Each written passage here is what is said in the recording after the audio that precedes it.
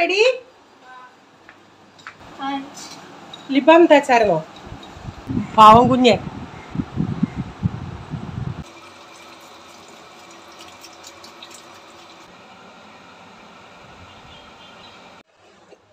മീനൊക്കെ അടപ്പത്ത് വെച്ചിട്ട് ഞാനൊന്ന് പോയി കുളിച്ച്.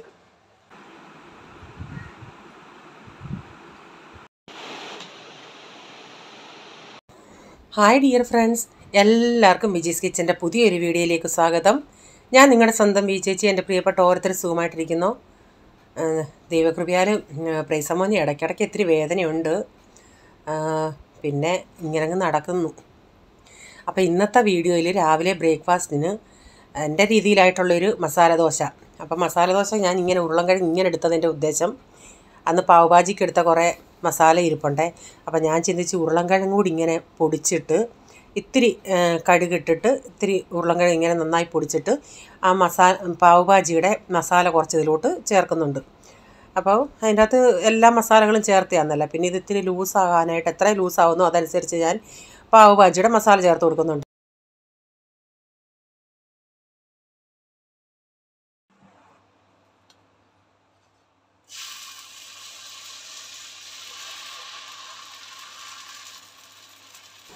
ഞാൻ ദോശ ഇപ്പം 2 തവ വെച്ചിട്ട് പെട്ടെന്ന് അങ്ങ് ഉണ്ടാക്കുന്നുണ്ട്. എന്നിട്ട് അതിന് മുകളിൽ നമ്മളിങ്ങനെ മസാല വെച്ചിട്ട് എത്രയും മസാല വേണോ നിങ്ങൾക്ക് മസാല ചേർക്കാം. നിങ്ങളുടെ ഷേപ്പിനനുസരിച്ച് ഏത് ഷേപ്പിൽ വേണമെന്ന് വെച്ചാൽ അങ്ങനെ ഉണ്ടാക്കാം കേട്ടോ.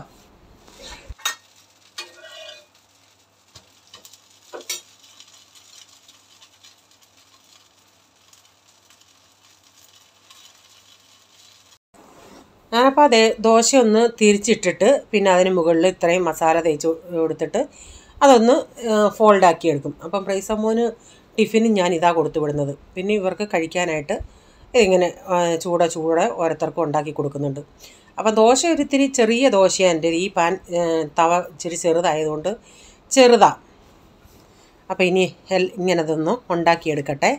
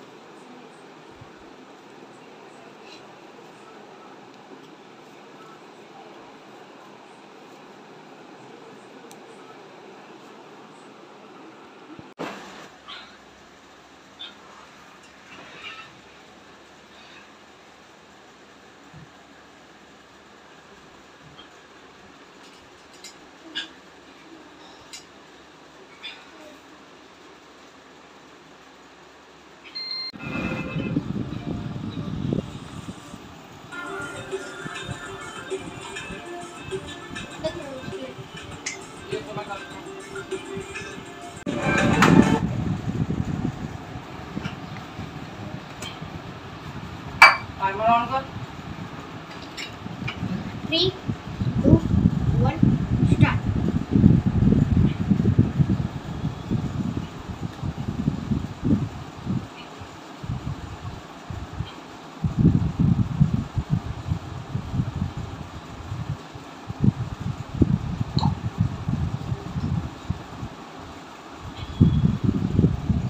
നീ ഇവിടെ ടൈമറും വെച്ചോണ്ടിരിക്കുവാന്നോ? നീ ടൈം ടേബിൾ എടുത്തോ?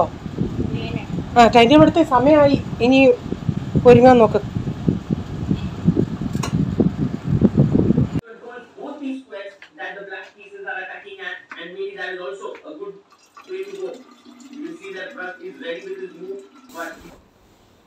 പോളും രാവിലെ ഇന്ന് ഡാഡിക്ക് ചെക്കപ്പ് ഉണ്ടല്ലോ. ഡാഡി ജോലി ചെയ്ത ഹോസ്പിറ്റലിന് ഇവിടുന്ന് കുറേ ദൂരെയാണ്, വടാല എന്ന് പറയും. അപ്പോൾ അത് അന്നേരം ഡാഡിക്ക് അവിടെ എല്ലാം ഫ്രീ അല്ലേ. അപ്പം 3 മാസം കൂടുമ്പോൾ ചെക്കപ്പിന് പോകണം. അപ്പോൾ റേച്ചാൻ ഇന്ന് രാവിലെ പോവുകയാണെങ്കിൽ രാവിലെ പോകണം. അങ്ങനെ രാവിലെ അവർ പോയി. അപ്പം ചേട്ടനും അനിയനും കൂടെ അവിടെ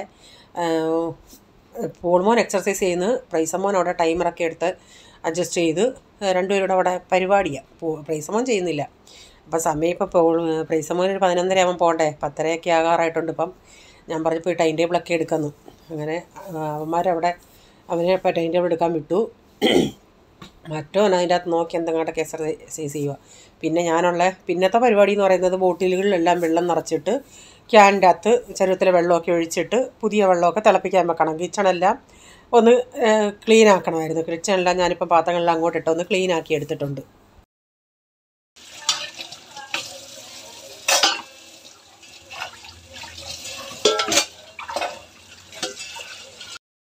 പിന്നീട് പാത്രങ്ങളെല്ലാം കഴുകണമായിരുന്നു. പാത്രങ്ങളെല്ലാം ഞാൻ സോപ്പിട്ട് വെച്ച് ഇപ്പം ഒന്ന് കഴുകിയെടുക്കുക. അപ്പം പാത്രങ്ങളൂടെ കഴുകി കഴിഞ്ഞാൽ പിന്നെ ഞാൻ വെള്ളം ഓൾറെഡി കുടിക്കാനൊക്കെ ആയിട്ട് തിളപ്പിക്കാൻ വെച്ചിട്ടുണ്ട്.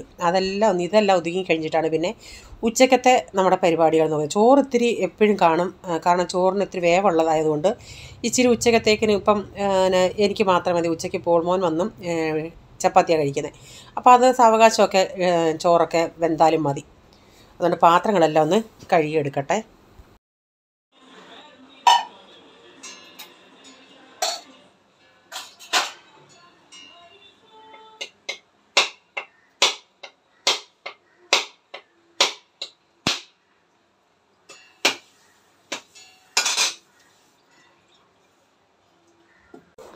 അപ്പോൾ തേങ്ങ പൊട്ടിച്ചിട്ട് നിങ്ങൾ കണ്ടില്ലേ, അത് പൊട്ടാനൊരു ഭയങ്കര മടിയായിരുന്നു. നല്ല ഉണക്ക തേങ്ങയായിരുന്നു. അപ്പോൾ അതിൻ്റെ തേങ്ങ പൊട്ടിച്ചിട്ട് ഞാൻ നാട്ടിൽ നിന്ന് കൊണ്ടുവന്ന കൊടുവാളാണ്. അത് ഈ തേങ്ങയൊക്കെ പൊട്ടിക്കാനേ കൊള്ളത്തുള്ളൂ, അല്ലാതൊന്നും ഒക്കത്തില്ല. ഇതിൻ്റെ ഇതൊക്കെ ഇച്ചിരി ഇളകിപ്പോയി, ആ വാത്തലയൊക്കെ ഇത്തിരി ഒടിഞ്ഞു പോയി. പണ്ടിവിടെ സൊസൈറ്റി തേങ്ങ ഇടുന്ന ഉടനെ അന്നൊക്കെ നമുക്ക് ഇഷ്ടത്തിന് പോയി പൈസ കൊടുത്ത് വാങ്ങിക്കാമായിരുന്നു. പിന്നെ എണ്ണം പ്രകാരമായി. അന്ന് ഈ കൊടുവാൾ നല്ലതായിരുന്നു. ഇതുകൊണ്ടായിരുന്നു ഞാൻ പൊതിക്കുന്നതൊക്കെ.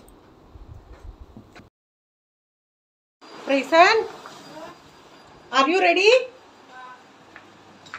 ഞാൻ ചേച്ചൻ വന്നാൽ മതി.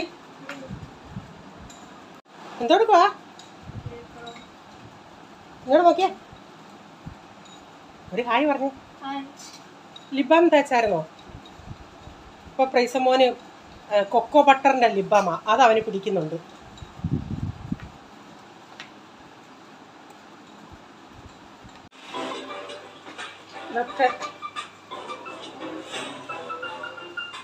എല്ലാം എടുത്തല്ലേ ടൈം ടേബിൾ നോക്കി?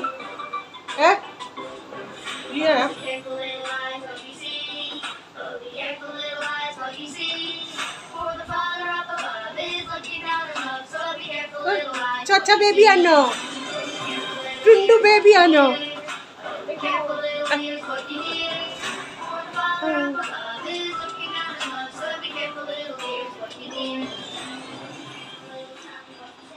അരി തിളച്ചോ? അരി തിളയ്ക്കാറായി. എന്നിട്ട് ഇനി അകത്ത് പോയി ഇച്ചിരി പരിപാടിയുണ്ട്. മീൻ വെള്ളത്തിൽ ഇട്ടേക്കുക. ഇന്ന് ഇരുമ്പുളി കിട്ടിയായിരുന്നല്ലേ, അതിട്ട് തേങ്ങ അരച്ച് കറി വെക്കാനാണ്.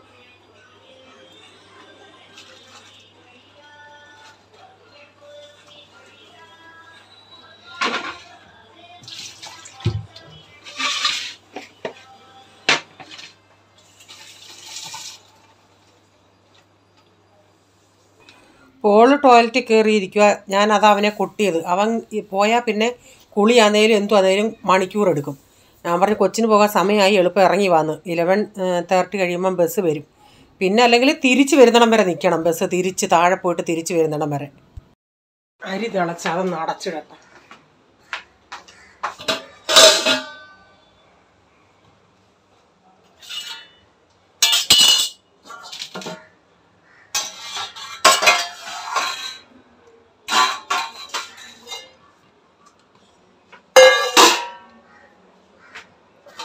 പുളി വെള്ളത്തിയിട്ടു. ഇച്ചിരി ഇരുമ്പുളി ചേർക്കുന്നുണ്ടെങ്കിൽ ഒരു ഇച്ചിരി പുളിയും കൂടെ ചേർക്കാം, എന്നാലേ ഒക്കത്തുള്ളൂ.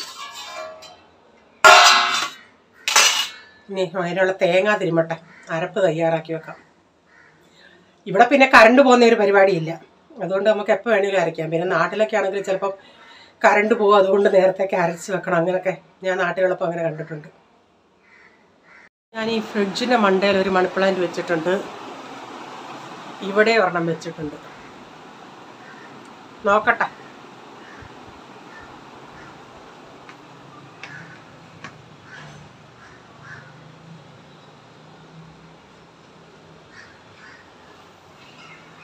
ഇല്ല നിൽക്കുന്നതാ ഇരുമ്പുളി മരം, അതിൽ നിന്നാണ് പറിച്ചത്.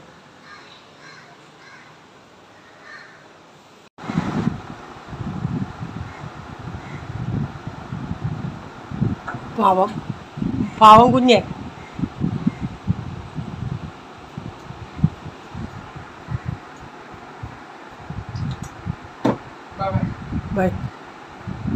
അവനൊന്ന് ഫോൺ ചെയ്തേരെ. പ്രീസമ്മോനെ വിടാൻ പോകണ അവൻ്റെ കൂട്ടുകാരൻ്റെ ഫോൺ വന്നായിരുന്നു.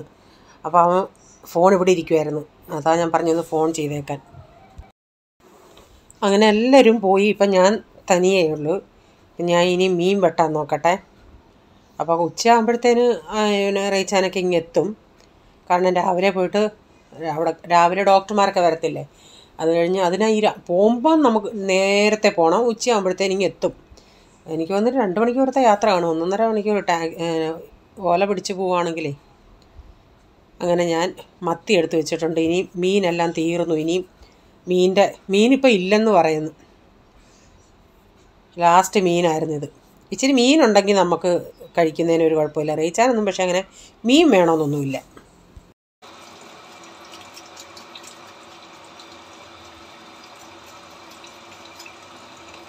അടുക്കള നല്ല ചൂടാണ്. അതുകൊണ്ടാണ് ഞാൻ ഈ ഫാൻ ഇടുന്നത്. ആ ഫാൻ ഇട്ടാൽ നമുക്ക് നോർമലി ഇത്രയും സൗണ്ടില്ല. പക്ഷേ വീഡിയോ ഞാൻ എഡിറ്റ് ചെയ്യുമ്പോഴാണ് ഈ പാത്രങ്ങൾ എടുക്കുന്നതൊക്കെ അങ്ങ് നിങ്ങൾ ഇതിലേക്ക് എടുത്ത് എറിയുവാന്ന്. ഭയങ്കര സൗണ്ടാണ് ഈ മൊബൈലിൻ്റെ അകത്ത് ഇങ്ങനെ ആ റെക്കോർഡ് ചെയ്തെടുക്കുമ്പം. അല്ലാതെ നമുക്ക് നോർമലി കേൾക്കുവാണെങ്കിൽ ഇങ്ങനെയുള്ള സൗണ്ടൊന്നുമില്ല. നമ്മൾ പതുക്കെ എല്ലാം എടുക്കുന്നതും ചെയ്യുന്നതൊക്കെ. അപ്പം ഞാൻ മീനൊന്ന് എല്ലാം ഒന്ന് വെട്ടിയെടുക്കട്ടെ. തല ഇങ്ങനെ അങ്ങ് വെട്ടിക്കളയുക കേട്ടോ. നെയ്യുണ്ടായിരുന്നു ഇതിൻ്റെ അകത്ത്. നെയ്യുള്ള മത്തിയാണ്. ഈ നെയ്മത്തിയൊക്കെ വറക്കാൻ നല്ലതാണ്. പക്ഷേ വീട് മൊത്തവും സ്മെല്ലായിരിക്കും. പക്ഷേ രുചിയാണ്. എന്നിട്ട് കപ്പ വേവിച്ചതെങ്ങാനുണ്ടെങ്കിൽ അതിൻ്റെ അകത്തോട്ടിട്ട് ഇളക്കി തിന്നണം. പിന്നെ മത്തി പൊരിച്ചിട്ട് ആ പാത്രത്തിൽ, അല്ലെങ്കിൽ ചോറിട്ട് ഇളക്കി തിന്നണം. നല്ല ടേസ്റ്റാണ്. ഫാനിട്ടേക്കുക, അതുകൊണ്ട് പടപട സൗണ്ടായിരിക്കും. ഇനി മീനൊന്ന് വെട്ടി എടുക്കട്ടെ.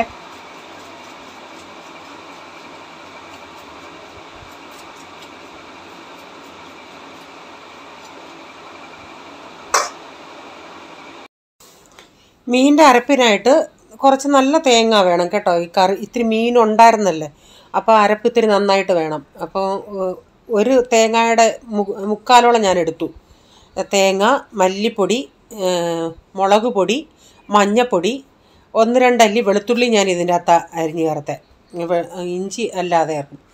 പിന്നെ ഇതെല്ലാം കൂടി ഇച്ചിരി വെള്ളം ഒഴിച്ചൊന്ന് ഉലുവാപ്പൊടി ഇതിൻ്റെ അകത്ത് അങ്ങിട്ട് നന്നായി ഒന്ന് അരച്ചെടുക്കും.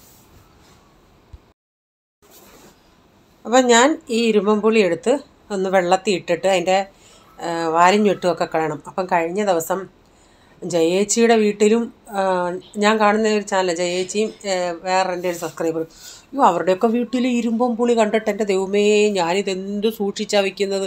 അതാണെങ്കിൽ അങ്ങ് താഴെ തൊട്ടേ അങ്ങ് ഞങ്ങളുടെ നാട്ടിലും ഉണ്ട് കേട്ടോ, വീട്ടിലും. അത് കാണുമ്പോൾ നമുക്കങ്ങ് പ്രാന്തളകും. ഇങ്ങനെ ഞരവരവരാ ഇങ്ങനെ അങ്ങ് കൊല കിടക്കുക. ഇതിനധികം ആയുസില്ല. ഒരു മഴ വന്നാൽ പിന്നെ അത് മൊത്തത്തിൽ അങ്ങ് പോകും. പെട്ടെന്ന് നശിച്ചു പോകുന്നതാണ്. അങ്ങനെ ഞാനിത് വലിയ നിധിയായിട്ടാണ് ഒരെണ്ണം പോലും കളയാതെ എടുത്തോണ്ട് വന്നത്. അപ്പോൾ അവരും അതൊക്കെ യൂസ് ചെയ്യുന്നുണ്ട്. പക്ഷേ നമുക്കത് കുറേയും കൂടെ ഒരു വാല്യൂ ഉണ്ട് അതിന്.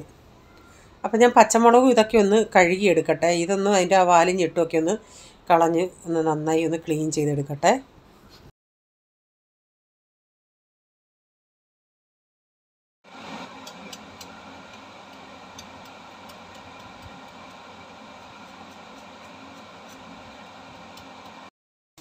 ഇഞ്ചി കണ്ട് ഇതുപോലെ ഒരു കുഞ്ഞ് കഷ്ണം ഇഞ്ചി മതി. നമ്മളിപ്പം മീൻ കറിക്ക് മറ്റേ ചുമന്ന കറിക്ക് എടുക്കുന്നതിൻ്റെ അത്ര ഇഞ്ചിയൊന്നും ഇതിന് ഞാൻ ചേർക്കത്തില്ല. കുറച്ചൊരു കുഞ്ഞൊരു കഷ്ണം ചെറുതായിട്ട് ഇങ്ങനെ ഒന്ന് അരിഞ്ഞെടുക്കുന്നുണ്ട്. എൻ്റെ പൊന്നോ, കഴിഞ്ഞ ദിവസം എനിക്കിപ്പം ഇത്തിരി ബീഫ് അച്ചാറിൻ്റെ ഓർഡറുണ്ട്. അപ്പം വെളുത്തുള്ളി ഞാൻ ഇന്നാളി അച്ചാറൊന്നും ഇടണ്ടെങ്കിൽ നമുക്ക് വെളുത്തുള്ളി ഇപ്പോൾ 1/2 കിലോയൊക്കെ വാങ്ങിച്ചാൽ 1-2 മാസമൊക്കെ ഞാൻ നിർത്തും. അച്ചാർ ഇടുവാണെങ്കിൽ പെട്ടെന്ന് തീരും. നമ്മളിപ്പോൾ നന്നായിട്ട് അച്ചാറിനൊക്കെ ചേർക്കണ്ടേ, 300 രൂപ കിലോ. പക്ഷേ ഇഞ്ചിയുടെ ഇത്തിരി വില കുറഞ്ഞിട്ടുണ്ടെന്ന് തോന്നുന്നു. വെളുത്തുള്ളിയുടെ എന്താ കുറയാത്തതെന്ന് എനിക്കറിയത്തില്ല. അപ്പം ഞാനിതിങ്ങനെ 4ആക്കി കീറിയാണ് ഇടുന്നത് കേട്ടോ. ഇത്രയും പുളി ചേർത്താലും അധികം പുളിയൊന്നും ഇല്ലായിരുന്നു. ഞാൻ അതുകൊണ്ടാണ് കുടംപുളിയും കൂടെ ഇച്ചിരി ചേർക്കുന്നത്. മീൻകറി ആകുമ്പോൾ ഇച്ചിരി നല്ല പുളി, കറിക്ക് ഒരു ഇത്തിരി പുളി, എനിക്കിച്ചിരി പുളി മുന്നോട്ട് നിൽക്കണം. അപ്പോൾ അതിൻ്റെ ഇടയ്ക്ക് പച്ചമുളക് കൊണ്ട് അതുകൂടെ ഞാൻ കീറും. നമ്മുടെ നാട്ടിലത്തെ ഒരു സൈസ് സ്മെല്ലുള്ള ഉണ്ടമുളകെന്ന് ഞങ്ങൾ പറയും. അയ്യോ ആയിരുന്നെങ്കിൽ ഈ കറിക്കെങ്കിൽ എന്താ ടേസ്റ്റ് ആയിരുന്നു എൻ്റെ ദൈവമേ, ഓർക്കാൻ കൂടെ വയ്യ.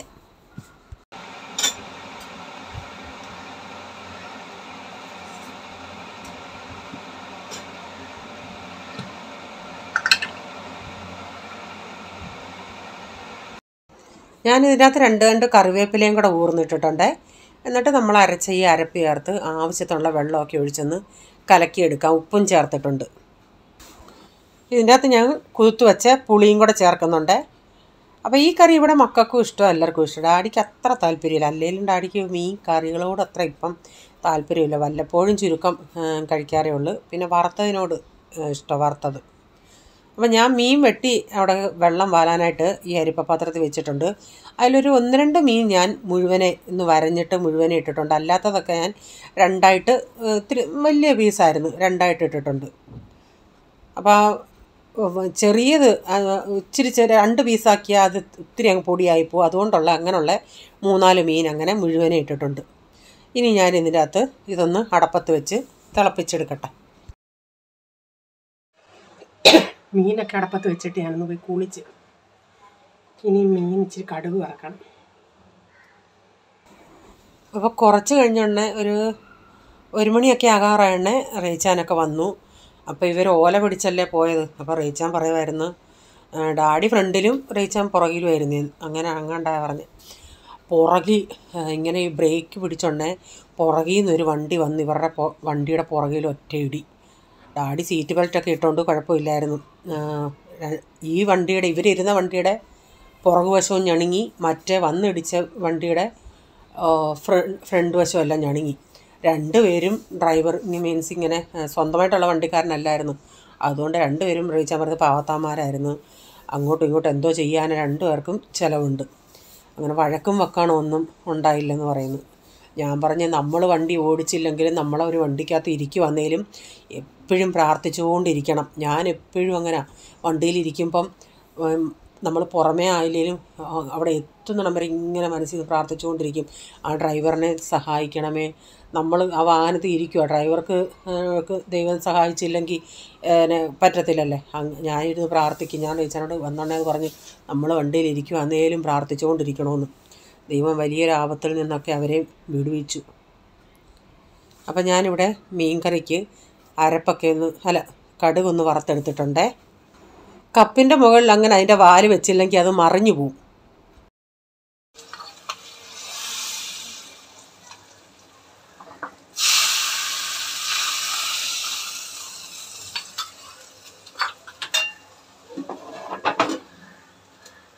അപ്പം മീൻകറി എല്ലാം വെന്തു, എല്ലാം റെഡിയായി. 2 മണി ആയപ്പോഴത്തേക്കിന് അനു വന്നു. അനു എന്ന് പറയുന്നത് ഈ തൂത്ത് കുടയ്ക്കുന്ന കൊച്ചെന്താളി ആരാ ചോദിച്ചാൽ അനു മോളാന്ന് തോന്നുന്നു. ആരോ അല്ല, നമ്മുടെ ജോമാസ് ചോദിച്ച് മോളാന്ന് തോന്നുന്നു. അത് അനു ആണ് ഇത്. ഇവള് ആദ്യം അവൾക്ക് ഒരു 11ാം ക്ലാസ്സിൽ 10ാം ക്ലാസ്സിൽ പഠിക്കുന്ന ഒരു മോനും ഉണ്ട്, 8ൽ പഠിക്കുന്ന ഒരു മോളും ഉണ്ട്. ആ ആദ്യത്തെ ഭർത്താവ് ഉപേക്ഷിച്ചിട്ട് പോയി. ഇപ്പോൾ 2ാമത് ഒരു ചെറുക്കനെ കല്യാണം കഴിച്ചേക്കുക.